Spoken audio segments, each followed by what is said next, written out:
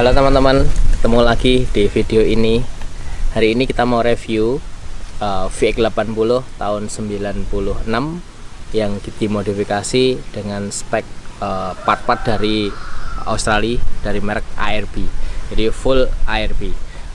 Konsepnya mobil ini dibikin itu untuk daily activity sebenarnya, tapi pengen yang menonjolkan kelihatan off-roadnya dan juga sesekali dipakai untuk long expedition atau weekend car yang dipakainya untuk outdoor activity.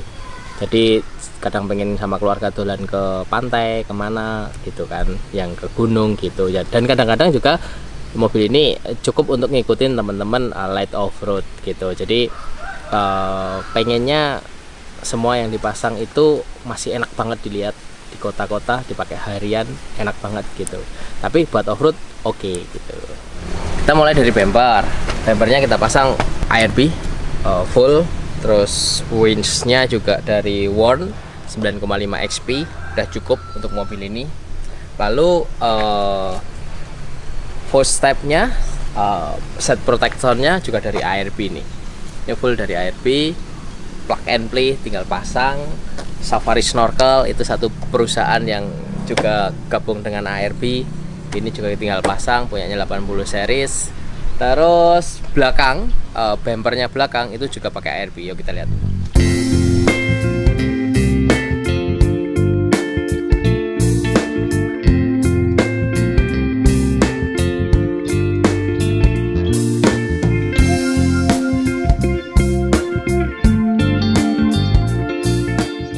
Oke, jadi yang paling bikin aku senang dari mobil ini dan beberapa part bikinan ARB adalah dia desain bumper belakangnya. Bumper belakangnya ini sangat oke menurutku karena desainnya kompak banget dan fungsional banget, dan memang bikinnya nggak mudah. Jadi ini didesain bagus, fungsional, nggak terlalu berat. Terus ada tire carrier juga, ada jerrycan holder juga, sistem kancingnya, terus dia juga sebagai ada lampu tambahan di situ, terus ada towing boltnya, ada towing barnya juga, terus ini locknya bagus banget gitu loh. Jadi dia desain memang istimewa menurutku. Jadi hebat. Coba kita buka ya. Ini kancingnya nih. Ini kancingnya kalau buka gini, tarik gini, tinggal kita tarik dikit, terus dilepas aja jalan. Nah kan, jadi memang desainnya bagus, keren banget. Ini ada lampunya, ini ada hidroliknya, terus ini ada peredamnya, terus ini ada locknya. Terus ini penting nih, ini dari teflon, semacam teflon gitu. Dia nyangga kekuatannya. Jadi yang nahan itu selain bearing di sini juga ujungnya ini, dan ini karet gitu loh. Jadi ngepas di sini jadi tidak getar, ngepas di sini tidak getar, dan ini locknya bisa di setting nih, locknya gitu. Ini bumper bagus banget. Coba lihat yang jerrycan holdernya.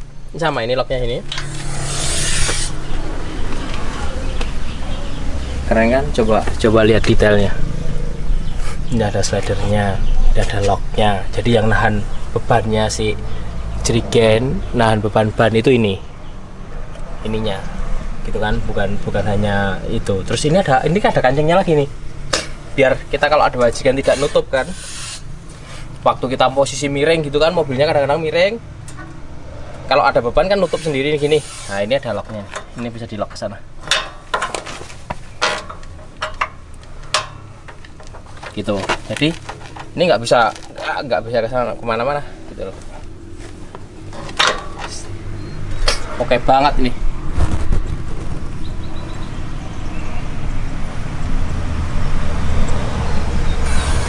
Oh,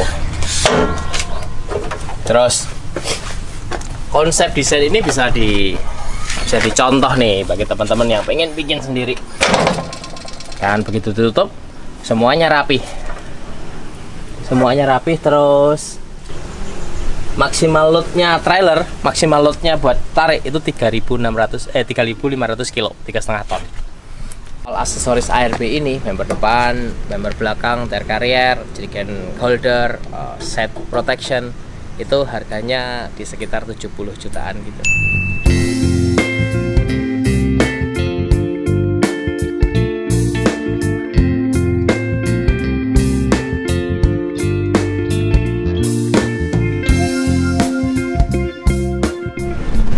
Selain aksesoris ARB yang dipasang di mobil ini, kita juga modifikasi dikit, terutama kaki-kakinya, velg sama ban. Jadi Jeep itu yang paling kelihatan kalau dimodifikasi, yang pertama adalah ban, yang kedua adalah velg, yang ketiga baru eksterior. Jadi kan pemilihan velg dan ban ini harus benar-benar memenuhi kaidah standar orang modifikasi Jeep, yaitu adalah diameternya sama fitmentnya atau keluar masuknya velg dari bodi. Itu sangat menentukan banget bagaimana mobil itu enak atau enggak dilihat.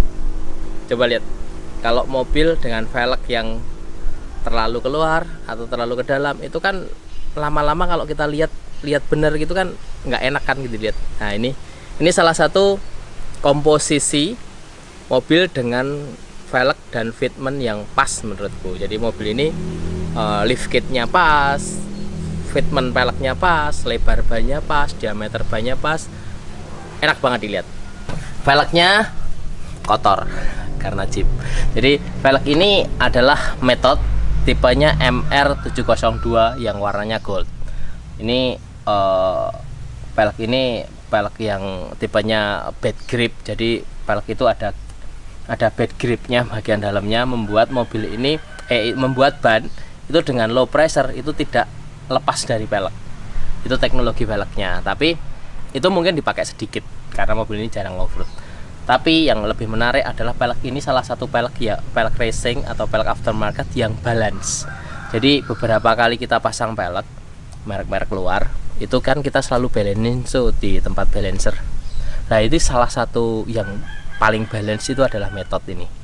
Bobotnya juga nggak terlalu berat gitu loh, jadi harganya juga rasional. Jadi recommended lah kalau untuk dipakai daily dan light off-road gitu, metode oke. Dan dia tidak beadlock, jadi keuntungannya tidak beadlock adalah apa? Pasti balance. Kalau velg beadlock pasti tidak balance. Jadi velg beadlock itu dibalanin, begitu dipakai balance lagi pasti geser kan, karena beadlock harus floating. Beadlock itu nggak boleh nempel ke velg kan beadlocknya. Nah kalau ini dia tidak beadlock tetapi bed grip. Jadi fungsi si beadlock tadi yang jepit ban itu digantikan oleh bed grip. Metode ini dijual dengan harga 23,5 juta gitu. Terus bannya yang kita pakai karena ini lebih sering banget dipakai di jalan raya, tapi tetap maunya MT dan tidak begitu mahal. Ini ban di bawahnya BF Goodrich ya. Pilihannya adalah Yokohama G003. Ini tidak berisik, gripnya bagus kalau di aspal, dan di tanah juga oke. Ini ukurannya kita pilih 285 70 17. Jadi bannya masih sempit gitu, bannya masih sempit. Ininya lurus tidak donat, terus atasnya flat. Nah, artinya kalau di jalan raya gripnya oke. Nah, lift kitnya biar mobil ini enak dilihat, salah satunya adalah pemilihan per dan shock breaker. Ini pernya pakai raw lift kit 2 inch. Kenapa raw? Karena bobot penambahan mobilnya adalah bumper, set step, terus bumper depan belakang, terus ada aki dan winch gitu. Jadi pilihannya raw. Terus shockbreakernya apa? Shockbreakernya pakai Ome Sport. Ome Classic ini yang terpasang. Aku nggak begitu suka sebenarnya, jujur. Tapi ini dapat mobilnya, belinya sudah habis dibeliin Ome Classic. Mau tukar masih sayang, tapi agak keras gitu. Jadi agak keras tapi limbung. Jadi sakjane ra recommended dengan speknya mobil ini, tapi masih oke lah, lebih bagus daripada standarnya pasti. Terus kaki-kaki karet-karet. Ini mobil pasti harus ganti karet kan, umurnya sudah saatnya ganti karet. Karetnya Super Pro, itu membantu kenyamanan banget gitu menurutku, boleh dibuktiin. Lalu upgrade selanjutnya, karena memenuhi kebutuhan anak muda, mesin harus di-upgrade, tapi upgrade-nya nggak begitu banyak karena kondisi standarnya sudah cukup oke.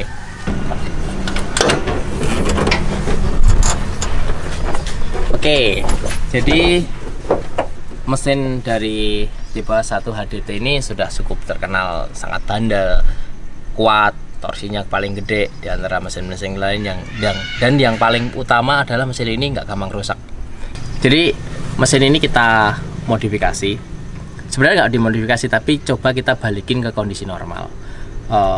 Dari pengalaman kita dari beberapa overhaul mesin ini yang perlu kita cek dari kita dapat mobil itu kan mobilnya pincang gitu kan, informasinya dari yang punya mobil sebelumnya itu udah dibenerin bos pumpnya, udah dibenerin ganti injektor pumpnya, terus noxelnya udah diganti, itu tetap aja pincang. Terus ya udahlah, gara-gara gitu itu dijual, jadi rezeki kita sebenarnya. Jadi terus sampai rumah mesin kita bongkar, kita cuman bongkar tutup klepnya tok, deck klepnya kita buka, kita liatin clearance dari valve-nya, clearance klepnya itu satu-satu. Ternyata benar, jadi clearance-nya itu nggak rata, nggak rata, dan ada beberapa titik yang tidak memenuhi toleransi clearance-nya. Oke, terus kita bongkar, kita cek, ya kan pasti. Jadi ada beberapa rumah klep atau setting klep itu diganti baru. Tapi kalau si 80 series itu kan dia nggak pakai setelan klep, setelan klepnya pakai koin tuh. Jadi begitu settingnya ketebelan, klepnya itu jadinya terlalu longgar clearance-nya. Jadi harus pakai koin yang tebel, sedangkan koin yang tebel ada tebel maksimal koin gitu loh. Jadi akhirnya ini masalahnya. Jadi setiap teman-teman itu ganti setting klep di 80 series itu harus hati-hati, diukur bener tebelnya supaya kalau dipasangin klep, dipasangin koin, dipasangin locker arm itu di puller atau di cek gapnya itu pas gitu loh. Jadi itu kalau ketebelan dikit aja nggak bisa gitu loh. Terus akhirnya banyak sekali yang ketebelan, harus kita sekur ulang sampai ke kondisi ukuran standar. Habis itu kita puller lagi. Terus ini ada tips, kadang-kadang kan itu nggak mungkin sama tuh. Nah, kita koin itu kita bisa pindah-pindahin, yang ini terlalu longgar misal, koinnya karena koinnya yang sini koinnya terlalu sempit, koinnya dipindahin, dipisahin, dilukir-lukir atau di switch. Habis itu udah clearance-nya bagus, packing head-nya bagus, saya pikir basic mesinnya karena boringnya juga masih bagus, terus gap ring pistonnya sudah masih bagus, berarti sih oke lah.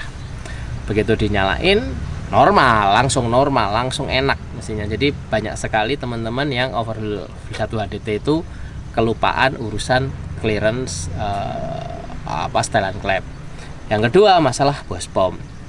Kita mau bos pom ini dalam kondisi normal lagi, terus kita bongkar tutup bos pom, kita lihat rotor headnya, ternyata rotor headnya sudah rusak, udah ada garis hitam-hitamnya. Kita ganti rotor head itu,